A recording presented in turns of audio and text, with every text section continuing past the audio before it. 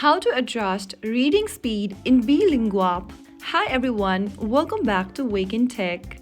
Adjusting the reading speed in Beelinguapp is easy and helps you match the audio in your learning pace. First things first, open up the Beelinguapp application on your mobile device and make sure that you're logged in. Once you're inside the home page or your journey page, go to the bottom and click on Library or select one of your story you want to read. After selecting the story you want to read, from the learning page, go to the upper right corner and tap on the gear icon, and from the expanded menu, click on the speed option you'd like to choose. If you choose 0.5, then the speed will be slower and easier for beginner. You can go ahead and choose the learning speed according to your preference. For normal speed, you can choose 1.0 time, or 0.75 according to your preference here again.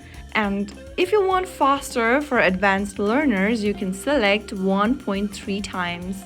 So from here, you can go ahead and adjust your reading speed in Beelinguapp.